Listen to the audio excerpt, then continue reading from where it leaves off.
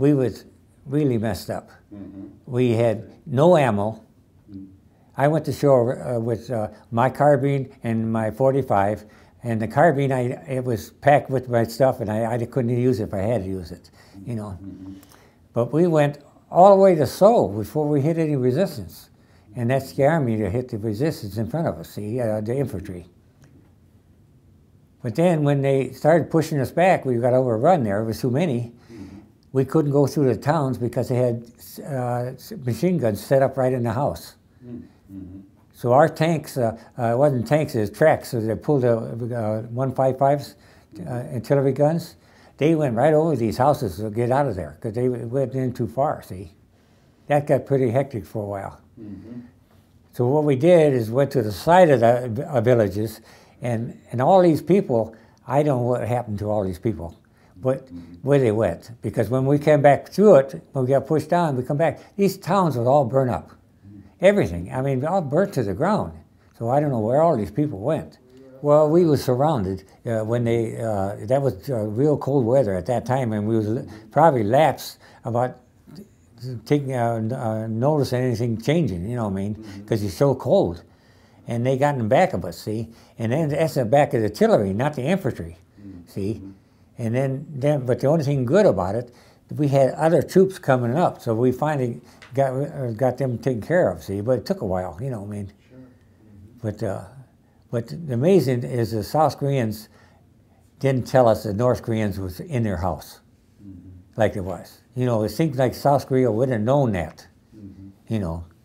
And they was set up in these houses like nothing doing, you know, machine guns.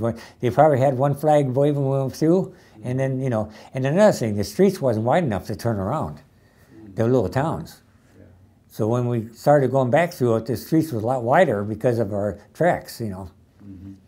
But when I left there, it was like super highways, the roads. The main road was 4 lanes, you know what I mean.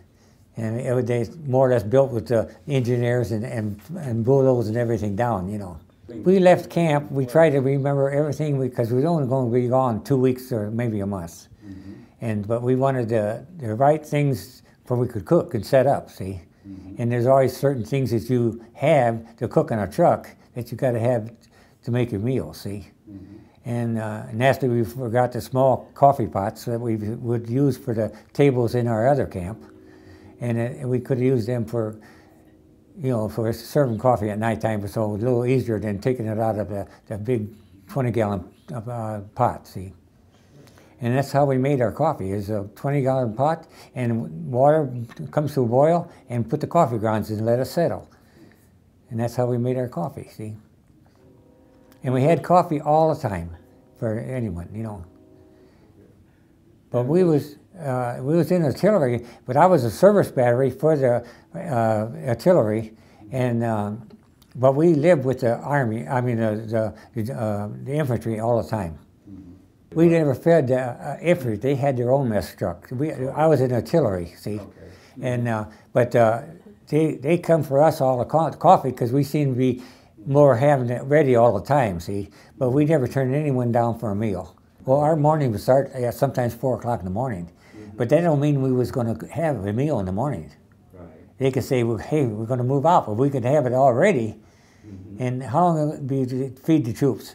Oh, we need at least 40 minutes or so, you know. And, oh, that's too long, you know. You know, in the whole year, it was a mess truck, yeah. Entire year on. Oh, yeah, we had no buildings to go to anything. And the weather was really bad. I mean, from the dust, the rain, and freezing, you know, cold weather. And the mud, our truck, we had kind of obsolete trucks, more or less, from Second World War, see. And we get buried in the mud, but we was lucky to have the tracks that pulled the artillery had all these tracks that they could pull us out, see. Otherwise, we'd never get out with just a regular truck. I hated the war at the time, but it was so useless, you know. What are we fighting for? Nothing. You know, for this country, you know, it was nothing to this country. I mean, they had little shacks for their houses. They probably had 2 families in one little shack, you know what I mean? They wasn't modern houses or anything, just little wood sheds, like, you know. And you see it on TV now where they got all this modern roads and everything else. You just can't imagine, being like that.